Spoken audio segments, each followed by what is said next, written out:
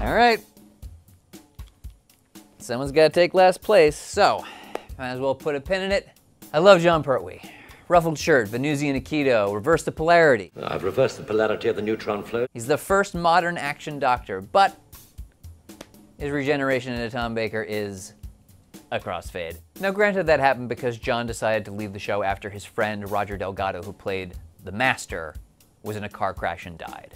They'd had all these stories planned where it turned out the Doctor and the Master were secret brothers, and that whole last season basically got scrapped and completely rewritten, so I get it. Pertwee filmed his death scene feeling pretty justifiably blue, and then he just kind of had to get out of there. But still, I mean, it's a crossfade.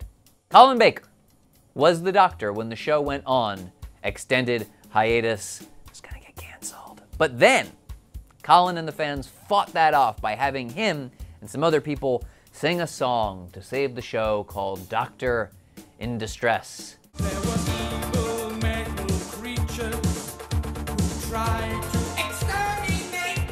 And it was distressing. I mean, best just to leave it there. Anyway, the show was saved, which is great, but Colin got the sack, so he refused to show up to regenerate, which made for a pretty shoddy visual transition.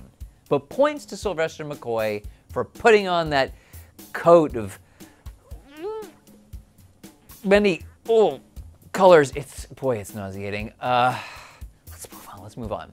John Hurt was great as the Doctor's secret regeneration, the War Doctor. But since Christopher Eccleston refused to return, the closest we get to that regeneration is a bit of glowing and some blue eyes, which is very pretty, but far from fantastic.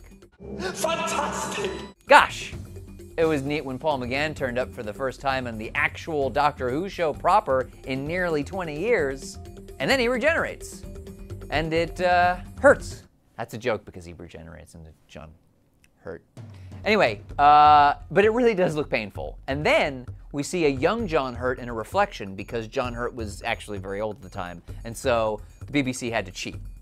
But it looks, you know, perfectly satisfactory.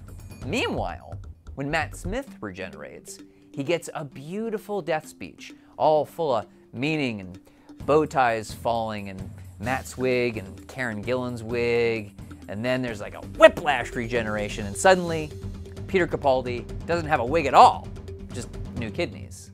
I like it, it's just very quick is all. But when Patrick Troughton regenerates, it takes a while, partly because the showrunners hadn't actually cast a new actor to play the Doctor yet.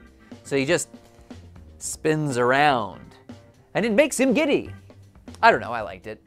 He makes a silly face. It's adorable. Hey, remember when David Tennant was like, I don't want to go.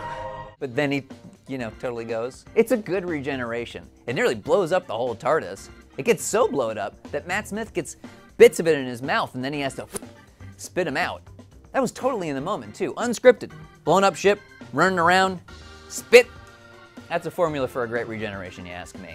But I think the regeneration from Eccleston into Tennant edges it out, specifically because you can actually see Tennant's face kind of forming. It's sort of gross, actually. But I think regeneration should be a little gross, right? I mean, your entire body is changing. It's like adolescence, but worse. Regeneration. It's like a full body pimple suddenly exploding. Wink. You know what I love, though? Spanny faces. But instead of just a Troughton face, how about all the companions instead? That's what Peter Davison gets when he regenerates into Colin Baker.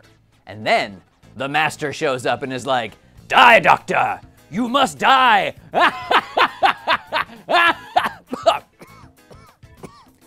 I am not the Master. Anyway, the best bit is that the visuals actually set up that Colin Baker's Doctor will be more volatile, which, yeah, he chokes a companion out, so pretty volatile. However, there's not much tops Tom Baker regenerating into Peter Davison because the moment has been prepared for. And you know that because Tom Baker says so. Oh, and there's a guy called the Watcher who is also the Doctor, and then the Watcher merges with the Doctor's face until it's paper mache, and then Peter Davison is born. That's how I plan to explain where babies come from to my kids someday. And that's why this regeneration is great, and also why I shouldn't have children. And you know how I criticized the crossfade of Pertwee to Baker as being the least good regeneration? Well, the way the show regenerated the first time from Hartnell to Troughton is kind of similar, but it looks amazing. Seriously, how did they manage this in 1966? It literally looks like a man's face slowly changes into a completely different man's face. And it's the only footage from that episode that remains, which is lucky because it's nearly the best regeneration has ever looked. Now, before I reveal the best regeneration, I just want to quickly point out some other regenerations, all of which are very good. Like Mel turning into River Song, it's pretty good. Or the General regenerating into a black lady. You don't see that very much, but you know. Huge props also go to Jon Pertwee and the fan film Doctor Who Devious, which actually shows an unofficial second to third Doctor regeneration. This was shot less than a year prior to Pertwee's death, and he still lived for playing the Doctor. And I think the best other regeneration is when Derek Jacobi's Master turns into John Sim.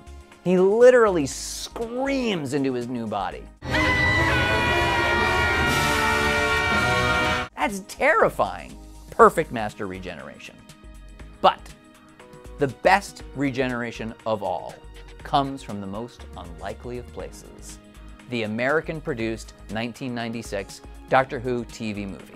Sylvester McCoy comes back, gets shot, and then, in the morgue, as an assistant watches Frankenstein, we get the most unsettling and alien regeneration ever.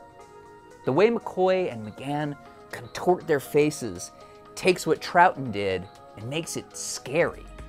And then the best bit is seeing McGann's first breath.